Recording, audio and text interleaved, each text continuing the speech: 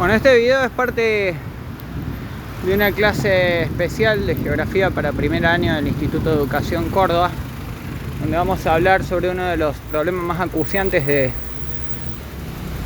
la realidad contemporánea, problema socioambiental, que es el calentamiento global. Y transito la avenida Humberto Primo, la cual está poblada de vehículos automotores, automóviles, colectivos, camiones, motocicletas, que utilizan como sistema de propulsión el clásico motor a explosión que consume combustibles derivados del petróleo.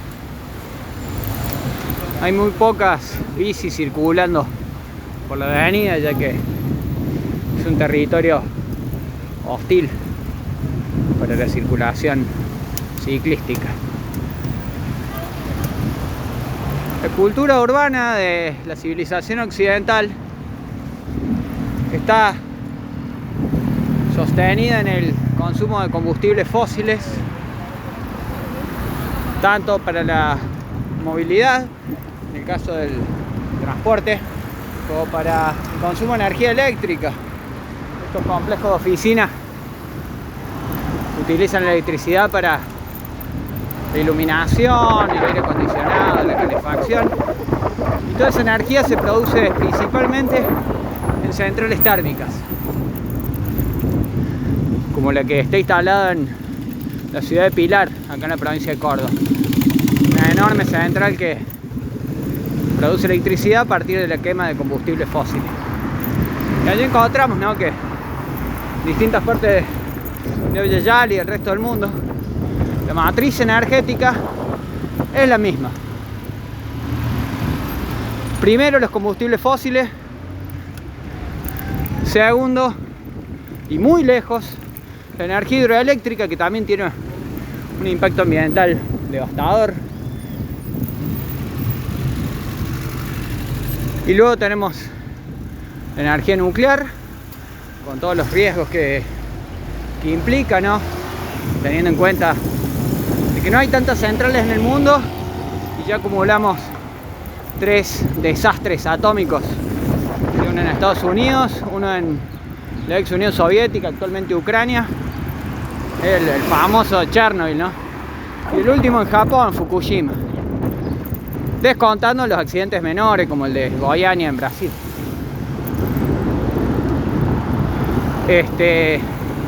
Menor no fue porque enfermó y mató muchísimas personas, pero no fue la explosión de un reactor nuclear, sino la pérdida de basura radioactiva.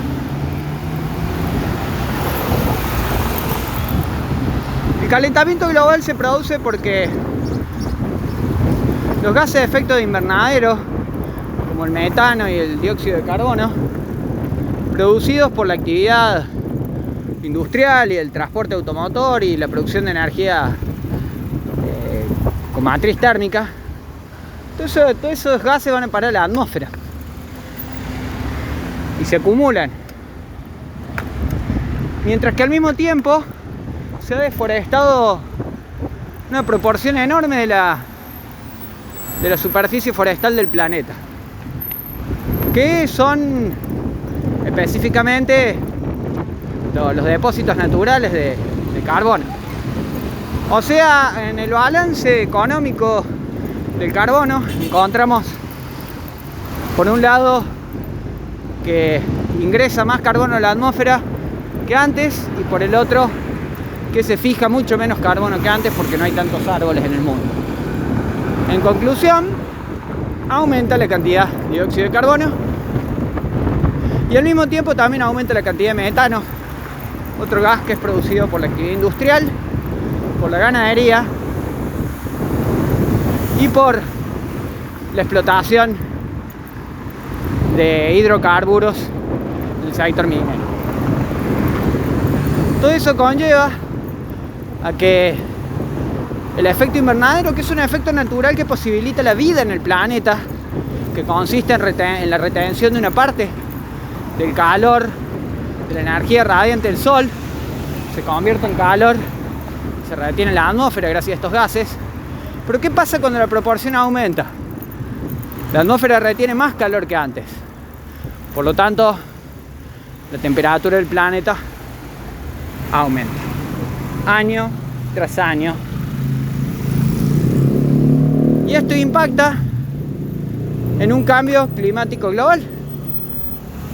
Los climas de nuestro planeta comienzan a sobrecalentarse y a partir de allí se generan manifestaciones como el aumento de la recurrencia e intensidad de los desastres climatológicos, que ya no los podemos definir como desastres naturales, sino que son desastres de interfase, donde las transformaciones socioespaciales a escala global han modificado el comportamiento del clima en la Tierra, creando condiciones diferentes a las medias históricas.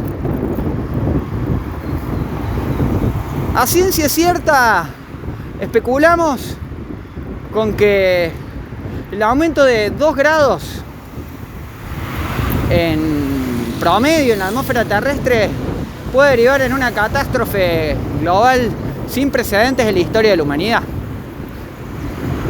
Sin embargo, los organismos internacionales han fracasado a la hora de negociar las políticas de reducción de la emisión de gases de efecto invernadero, sobre todo del protocolo de Kioto, que fue un acuerdo internacional a los cuales asistieron los grandes contaminantes del mundo, como China, Estados Unidos. Precisamente este último país, Estados Unidos de América, decidió unilateralmente retirarse de los acuerdos de reducción de gases, con un discurso negacionista que considera que el calentamiento global no existe, que los gases de efecto invernadero no producen consecuencias en la atmósfera. Un discurso disparatado y que contradice a la propia ciencia elaborada por ese país anglosajón.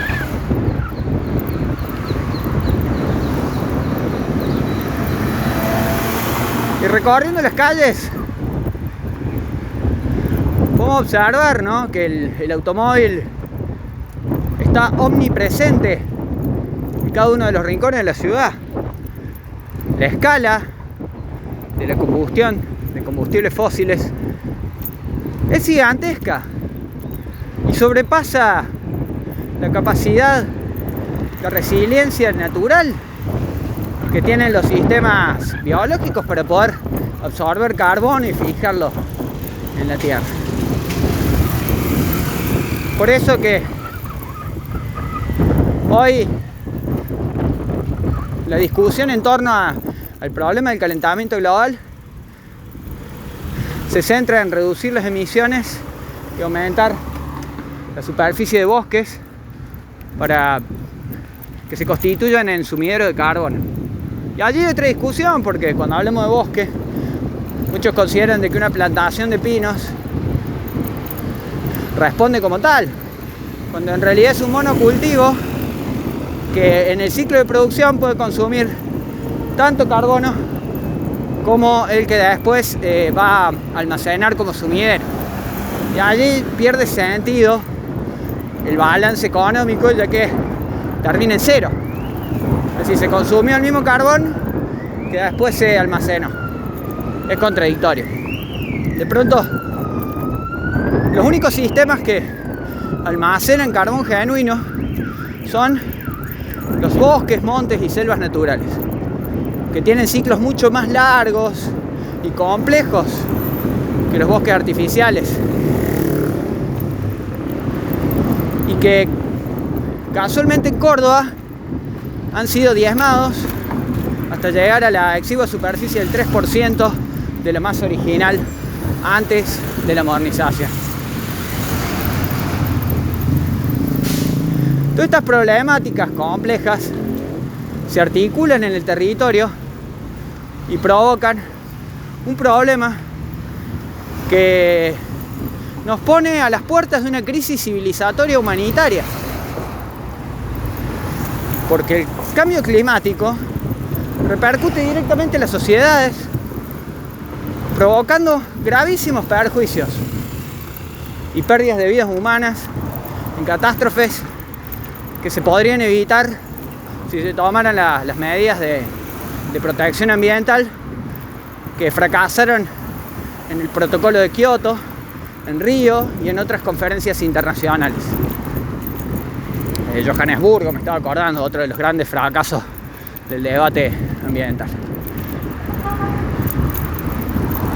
Bueno, este es uno de los temas que alarman a la comunidad internacional y que deben ser abordados por la geografía del sur desde una perspectiva que nos permita comprender que la producción del espacio geográfico crea conflictos de territorialidades, incluso a escala global, como en el caso del que estoy haciendo referencia. Conflictos que solamente podrían resolverse si hubiera voluntad de todas las partes, que es algo que hasta el momento no sucede. Y la baja participación civil en países como Argentina, en los debates sobre cambio climático y calentamiento global, también inciden en el mapa de las decisiones políticas que se terminan tomando y que favorecen a los intereses de quienes hacen negocios con el petróleo, con el gas y con la emisión de gases de efecto invernadero.